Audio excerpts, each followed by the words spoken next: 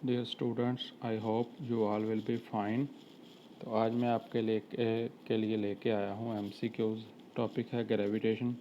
इससे पहले कि मैं स्टार्ट करूँ, मेरी आपसे रिक्वेस्ट है कि आप मेरे चैनल को सब्सक्राइब कीजिए और बेल आइकन को भी दबाइए, ताकि जो नई नई वीडियोज़ मैं आप समय समय पर लाता रहता हूँ आप इसको देख सकें और फ़ायदा उठा सकें। तो जो आज की वीडियो है मेरी, उसका जो फ़ायदा होने वाला है 10th क्लास 9th क्लास के स्टूडेंट्स को, और जो अलग अलग कम्पिटिटिव एग्ज़ाम की तैयारी कर रहे हैं उनको भी फ़ायदा होगा। तो नेक्स्ट चलते हैं फर्स्ट क्वेश्चन पे। First question is who gave the universal law of gravitation. First option is Galileo, next is Newton, Einstein, none of this. तो यूनिवर्सल लॉ ऑफ ग्रेविटेशन वो जो न्यूटन ने दिया था। होता क्या है यूनिवर्सल लॉ ऑफ ग्रेविटेशन, देखिए F equal to capital G m1 m2 upon r square. This is the universal law of gravitation. अब ये होता क्या है यूनिवर्सल लॉ ऑफ ग्रेविटेशन, देखिए यूनिवर्स में कहीं भी दो बॉडीज़ हैं।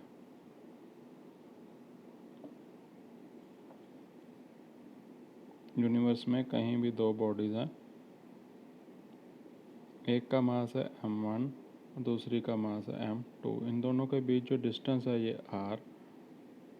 तो ये किस फोर्स से एक दूसरे को attract, universal law of gravitation में कहता है कि ये दो बॉडीज़ हैं अपने आप को किस एक फोर्स F से हमेशा एक दूसरे को अट्रैक्ट करती हैं। तो वो फोर्स कैसे निकालते हैं, ये फार्मूला है। और ये जो G की वैल्यू है ये हमेशा कांस्टेंट रहती है। आगे हम देखेंगे इसकी वैल्यू कितनी होती है, नेक्स्ट MCQs में आएगा। तो आगे चलते हैं। नेक्स्ट है a person moves from pole to equator, the value of its weight will. The weight क्या होता है, W equal to mg। m है मास, मास तो कांस्टेंट रहता है। g जहाँ पे मैक्सिमम होगी वहाँ पे वेट भी मैक्सिमम होगा। आपको पता है कि जो g की वैल्यू है ये पोल्स पे मैक्सिमम होती है, इक्वेटर पे मिनिमम होती है। इसलिए पोल्स पे जो वेट होता है ये मैक्सिमम होता है, इक्वेटर पे मिनिमम होता है। तो जैसे ही पर्सन पोल से इक्वेटर की तरफ जाएगा तो इसका वेट क्या होगा, डिक्रीज़ होगा, क्योंकि जो इक्वेटर पे जी की वैल्यू डिक्रीज़ हो जाती है। इसलिए इसका जो आंसर है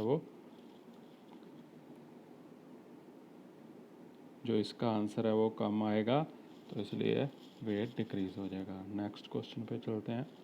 the weight of body is related to its mass as. तो ये हमने अभी किया है कि ये होता है W equal to mg। Therefore last option है W equal to mg। Sorry, last पे A आ गया, तो आप मतलब जो भी ऑप्शन हो W इक्वल टू mg ही आंसर आएगा। नेक्स्ट पे चलते हैं।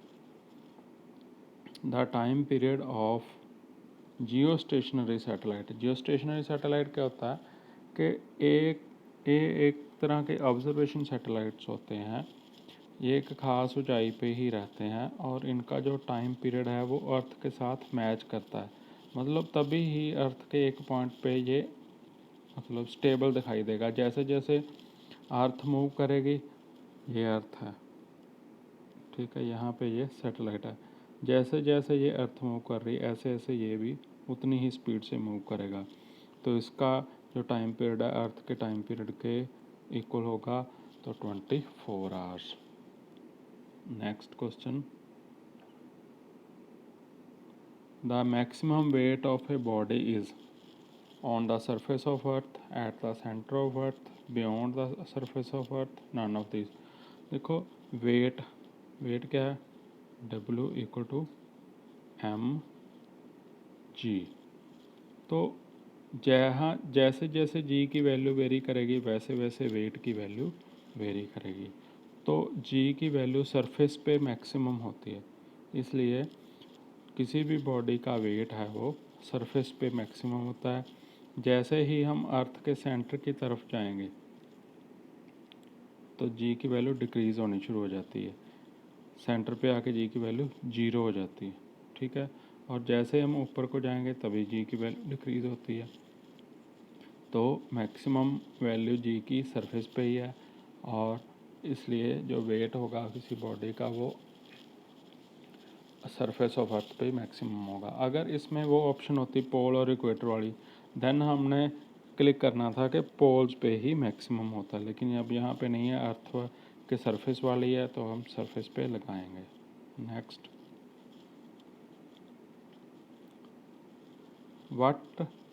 at what height above the surface of earth acceleration due to gravity will be 50% of its value on the surface of earth given the radius of earth is 6400 kilometre. देखिए वो बोल रहा है कि जैसे हमने पीछे डिस्कस किया कि जैसे जैसे हम अर्थ के सरफेस के ऊपर जाते हैं तो जी की वैल्यू डिक्रीज़ होती जाती है। तो बोलता है कितनी हाइट पे जाके जी की वैल्यू है जो हाफ हो जाएगी। तो इसको हम ऐसे सॉल्व करेंगे। देखो हमारे पास जो फार्मूला है वो ये है, F equal to M G होता है ना, it is equal to G M1 M2 upon R square. ठीक है, एक तो ये जी की वैल्यू है, लेकिन दूसरी पोजीशन में वो बोल रहा है कि जी हो जाए हाफ, मतलब जी बाय 2 हो जाए। तो कितनी हाइट पे हो जाए, मान लीजिए ये अर्थ है, ठीक है, ये तो है अर्थ का रेडियस आर, एंड यहाँ पे थोड़ी ऊंचाई पे जाके एच हाइट पे जाके जी की वैल्यू हो जाती है हाफ। तो जहाँ पे जी की वैल्यू हाफ हो जाती है तो हम क्या करेंगे, M1 M2 और R प्लस एच हो जाएगा। ठीक है, तो हमने यहाँ पे ये वाली एच की वैल्यू निकालनी है। तो हम क्या करेंगे, इन दोनों को कंपेयर कर देंगे। कंपेयर करने के बाद एम जी जी, ये जो मतलब M1 M2 है, ए का यहाँ पे हम M1 ले लेते हैं उस बॉडी का मास, ठीक है, और M2 ले लेते हैं अर्थ का मास। तो ये तो चीज़ें कांस्टेंट है, ये तो कैंसिल ही हो जानी है।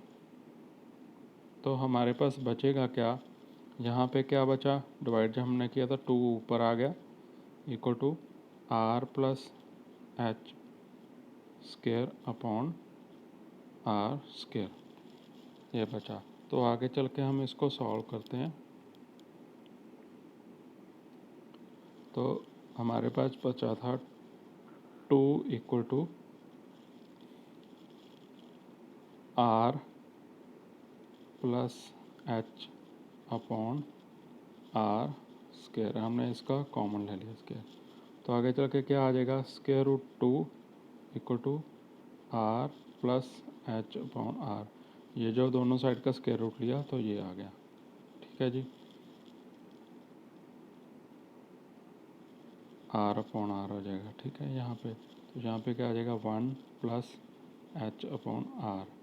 तो यहाँ से हम क्या करेंगे कि हम वैल्यू निकालेंगे किसकी, एच की। तो कैसे निकालेंगे, ये देखो, ये आ गया स्क्वायर रूट 2 की वैल्यू होती है 1.414 equal to 1 plus H upon R. तो यहाँ से आ जाएगा H upon R equal to, ये 1 माइनस हो जाएगा और ये रह जाएगा 0.414। तो यहाँ पे फिर हम सॉल्व करेंगे, एच इक्वल टू क्या आ जाएगा, 0.414 इंटू आर। ये आर क्या है, अर्थ का रेडियस है, ये हमें दिया हुआ था, कितना था, 6400 किलोमीटर। तो जब हम इसको सॉल्व करेंगे तो हमारे पास आंसर आ जाएगा 2649.6। तो आर किलोमीटर में था तो आंसर भी किलोमीटर्स में ही आएगा। तो हम देखते हैं कौन सी ऑप्शन है, 2649.6 कौन सी ऑप्शन है, देखते हैं। 2649.6 किलोमीटर, तो यहाँ पे सी ऑप्शन है। तो इतनी हाइट पे जाके जी की जो वैल्यू है वो g/2 मीन्स 50% मीन्स हाफ रह जाती है। आगे चलते हैं। नेक्स्ट क्वेश्चन है, if a body of mass 10 kilogram is taken to the centre of earth. तो अभी हमने बात की थी कि जब अर्थ के सेंटर पे जी की वैल्यू हो जाती है 0, तो वेट भी फिर कितना हो जाएगा, m/g। m/0 मतलब आंसर कितना आ जाएगा, 0। तो हमारा आंसर होगा D, the weight will be 0। Next question, the mass of the moon is point this times that of earth and diameter about point this times of that of अर्थ। मतलब moon का इतना मास है और डायमीटर इतना है, तो value of जी। तो हमने अभी बात की थी कि जी की वैल्यू हमेशा ही कांस्टेंट रहनी है, जहाँ पे मर्जी हो, जो मर्जी कंडीशंस हो, वेट पे बिल्कुल भी, डायामीटर पे, चीज़ों के ये बिल्कुल भी डिपेंड नहीं करती। तो value of G on moon will be same as that of earth. ये आप पक्का याद कर लो कि जी की वैल्यू कहीं पे भी जाके नहीं बदलती। Next, an apple falls from a tree because of the gravitational attraction between the earth and the apple. F1 is magnitude of force exerted by earth and F2 is magnitude force exerted by apple on earth। मतलब F1 जो force है वो अर्थ लगाती है Apple पे, और F2 जो है फोर्स वो एप्पल लगाता है अर्थ पे। तो देखो हमने ये जो फार्मूला किया था F=, मतलब यूनिवर्स में ये जो चीज़ें हैं इतनी फोर्स एक दूसरे को, तो उसमें हमने ये तो नहीं किया था ना भाई M1 वाली M2 पे इतनी फोर्स लगाएगी, M2 वाली M1 पे इतनी लगाएगी, ये तो हमने किया नहीं, मतलब इक्वल फोर्स लगाती हैं। तो आंसर आएगा F1R एंड F2R इक्वल। ये बिल्कुल भी डिपेंड नहीं करता कि किसी बॉडी का मास कितना है वो दूसरी पे कितनी फोर्स लगाएगी, ये बिल्कुल भी, क्योंकि इक्वल फोर्स एक दूसरे को अट्रैक्ट करती हैं। Next, a stone is released from the top of a tower of height 19.6 metre, then its final velocity just before touching the ground will be this. तो देखो यहाँ पे ये जो फार्मूला लगना है, हमारे पास पहले हमने देखना है हमारे पास है क्या क्या। देखो हमारे पास एक तो है हाइट, ठीक है, और हमने ऊपर टॉप से रिलीज़ किया, मतलब जब रिलीज़ किया तो उसकी जो इनिशियल वेलोसिटी होगी स्टोन की वो होगी 0, और नीचे आते आते टच करने से पहले उसकी वेलोसिटी कुछ वो वेलोसिटी अटेन कर चुका होगा, वो होगी v। वो हमने फाइंड करनी है velocity just before touching the ground, और g हमने लेना है 9.8 मीटर पर सेकंड स्क्वायर, इतना लेना है, ठीक है जी। तो देखिए जब बॉडीज़ नीचे को फॉल करती हैं तो वहाँ पे हम जी की वैल्यू पॉजिटिव लेते हैं। तो हम इक्वेशंस ऑफ मोशन में देखेंगे जिसमें एच हो, यू हो, वी हो, जी हो, चारों चीज़ें हो, वो वाली इक्वेशन हम यहाँ पे अप्लाई करेंगे। तो यहाँ पे हम इक्वेशन ये वाली अप्लाई करेंगे, v square minus u square equal to 2g h, ठीक है। तो वी स्क्वायर उसकी जो वेलोसिटी हमने फाइंड करनी है, इनिशियल वेलोसिटी उसकी थी 0, 2 जी, क्योंकि बॉडी नीचे आ रही है तो ये पॉजिटिव लेंगे हम, और एच हाइट कितनी थी टावर की 19.6। तो यहाँ से देखो 9.8 इंटू 2, ये भी 19.6 आ गया, और ये भी 19.6 है वी स्क्वायर। तो अगर हम वी का स्क्वायर रूट निकालेंगे तो ये आएगा 19.6 मीटर पर सेकंड। तो हमारा जो आंसर होगा वो होगा सी, 19.6 मीटर पर सेकंड, ठीक है। आगे चलते हैं।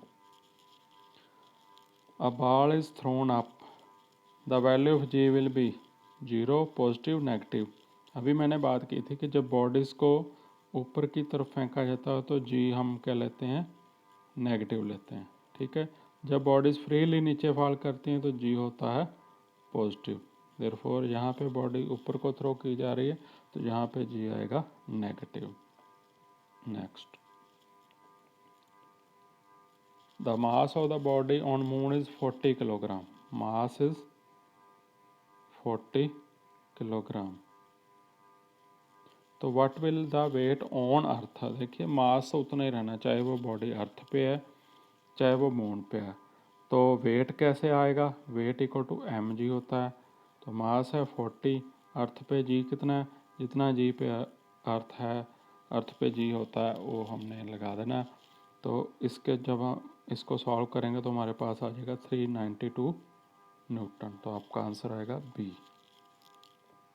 Next, Newton's law of gravitation applies to small bodies only, plants, all bodies irrespective of their size. तो न्यूटन्स लॉ है जो वो सभी बॉडीज़ पे ही अप्लाई होता है चाहे उनका जितना भी साइज हो, ठीक है। तो answer will be C.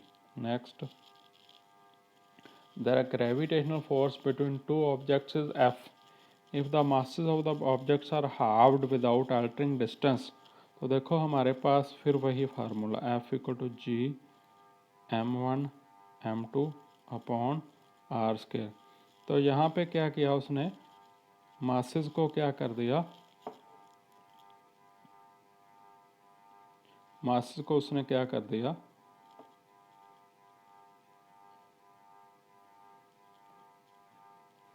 Masses को उसने कर दिया हाफ, और डिस्टेंस को नहीं छेड़ा, कुछ भी नहीं किया। तो मासेस को अगर हम हाफ कर देंगे तो जी m1/2 हो जाएगा और m2/2 हो जाएगा। आर स्केयर ऐसे ही रहेगा, ठीक है। तो क्या आ गया, 1/4 बाहर आ गया, बाकी बीच में वैसे का वैसा ही रह गया। तो फोर्स कितनी हो जाएगी, 1/4 f/4। जो फोर्स अब लगेगी इस पर वो होगी इन दोनों के बीच में जो ग्रेविटेशनल फोर्स कितनी हो जाएगी, f/4 हो जाएगी। Next, the distance between two bodies becomes 6 times more than the usual distance, the f becomes।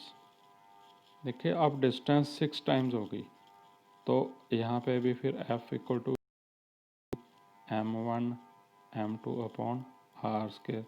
ये 6 टाइम्स होगी, मीन्स ये होगी 6r। तो 6r square means 36r square.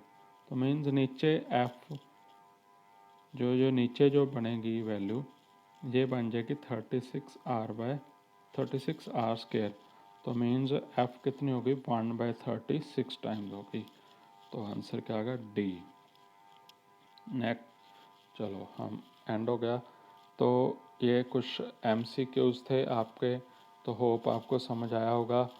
तो ऐसी और भी वीडियोस देखने के लिए आप मेरे चैनल को सब्सक्राइब कीजिए। अच्छी लगी तो लाइक करना, कमेंट करना और अपने दोस्तों को भी आगे फॉरवर्ड करो, शेयर करो ताकि वो भी इसका फ़ायदा उठा सकें। Thank you very much. जल्दी मिलेंगे नई वीडियो में। Thanks again.